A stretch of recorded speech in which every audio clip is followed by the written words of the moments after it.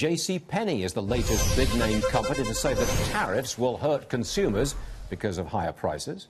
That follows Procter & Gamble and Walmart saying the same thing. Matt Shay's with us, CEO of the National Retail Federation. Matt, I know that you're not a fan of tariffs. I got that. But can you tell me if consumers have yet been hit by higher prices because of tariffs? I don't think they have. Yeah, Stuart, good to be with you again. I think the truth is that we're seeing this play out a little bit in slow motion because the president and the administration have been sort of laddering up the announcement of these tariffs. So at the moment, I think you're right that in many cases consumers haven't felt the pain yet.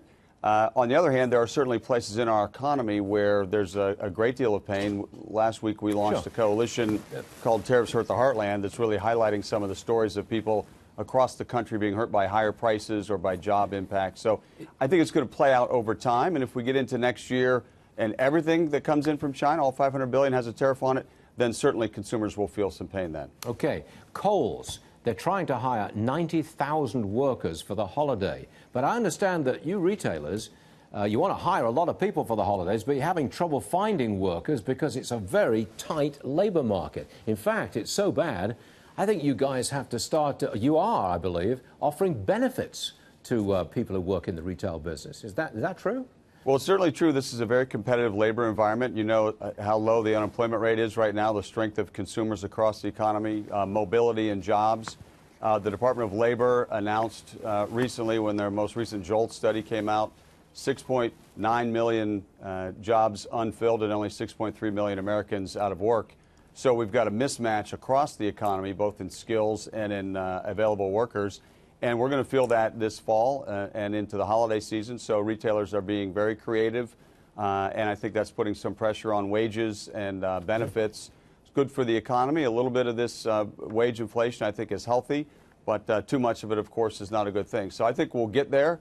But it should be a good sign for a strong holiday season. We just got to find the workers we need. You are expecting a very strong holiday season, I think. I mean, retail sales are up, what, 4-5% maybe? Is that your forecast? It is. In fact, in early August, we updated our forecast. We had predicted we were going to see retail sales increase between the high 3% and maybe mid-4s, and we bumped that up to a minimum of 4.5%.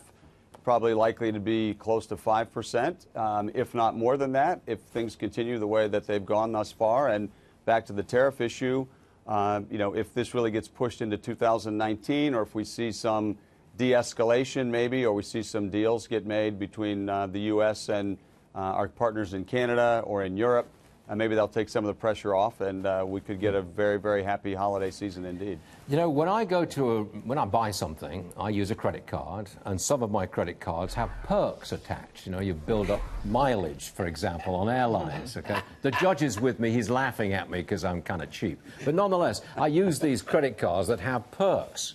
I understand that some retailers are not happy about this because you guys get landed with the cost of the perks. And some of you are about to say, we're not taking that card because it's too costly for us. Is that accurate?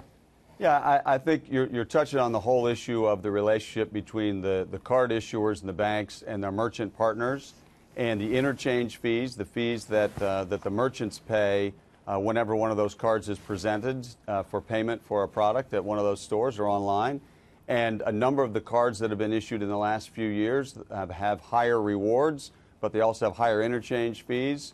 So some of those premium cards that have come out in the last few years, the things that you may carry in your wallet, as they say, or at least as one issuer puts it, some of those have much higher interchange fees. Just in the last 5 years, interchange fees paid by retailers, according to one recent report, have increased by nearly 70%, up to close to $45 billion last year. So it's very big. It's big money. It costs consumers money. It costs merchants money.